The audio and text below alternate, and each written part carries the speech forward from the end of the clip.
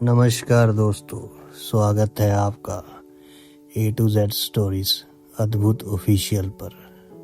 साधु संत फकीर गुरु रहबरों की सदा ही जय जयकार। तुम जब तक कुछ भी सिद्धांत, कुछ भी विचार, कुछ भी धारणा, कुछ भी शास्त्र पकड़े रहोगे, तब तक परमात्मा की तुम्हें जरूरत ही नहीं। तुम खुद ही काफी समझदार हो। श्री कृष्ण के जीवन की एक बड़ी प्यारी घटना। वे भोजन करने बैठे। रुक्मणी उनकी पत्नी, थाली पर पंखा जल रही है। बीच भोजन में उठ खड़े हुए और एकदम भागे दरवाजे की तरफ। रुक्मणी ने कहा, क्या हुआ? हाथ का कोर छोड़ ही दिया। थाली में उत्तर नहीं दिया रुक्मणी को कोई भी, जैसे कि एकदम घर में आग लग जाए, और फिर दरवाजे पर जाकर ठिठक गए।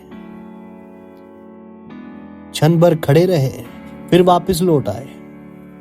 वापस थाली पर बैठकर भोजन करने लगे।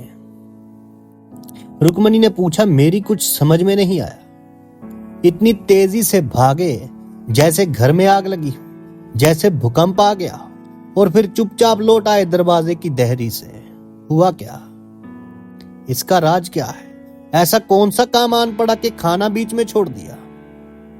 श्री कृष्ण ने कहा, राज कुछ ज्यादा नहीं, छोटा सा है। मेरा एक भक्त एक रास्ते से गुजर रहा। लोग उसको पत्थर मार रहे, उसके माथे से लहू की धार बह रही है, मगर वे है कि अपना एक तारा बजाए ही जा रहा है।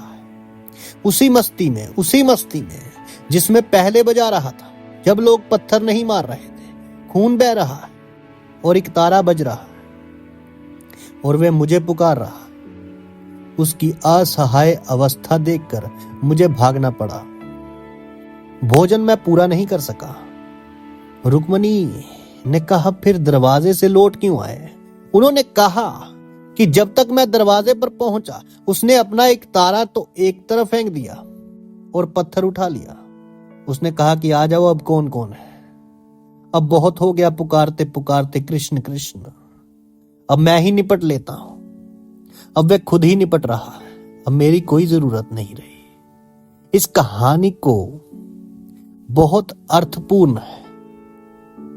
तुम जब तक कुछ भी सिद्धांत, कुछ भी विचार, कुछ भी धारणा, कुछ भी शास्त्र पकड़े रहोगे, तब तक परमात्मा की तुम्हें जरूरत ही नहीं।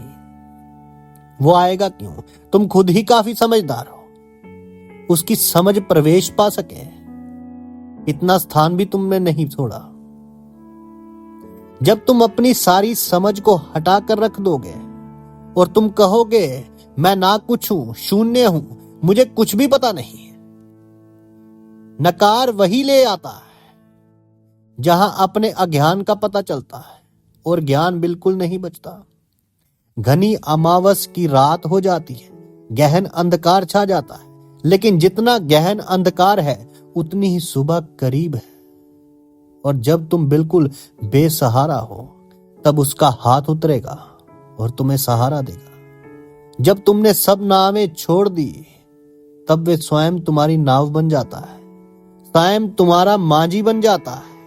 लेकिन तुम स्वयं ही जब तक चप्पू छोड़ोगे नहीं, अपनी ही जब तक किश्ती चलताते रहोगे, तब तक वो तुम्हारा मांझी तो ना बन पाएगा। जब तक तुम अपनी समझ से चलते रहोगे, और वो ऐसी समझ जहां परमात्मा के आने की तुमने थोड़ी सी भी जगह ना छोड़ी हो, तो वो कैसे आएगा? लेकिन जैसे ही तुम कहना शुरू कर दोगे कि मुझे कुछ नहीं आता, तो वो सुबह मिलेगी तुम्हें जहां परमात्मा से मिलन हो जाएगा। वो भागा आएगा। साधु संत फकीर गुरु रहबरों की सदा ही जय जयकार।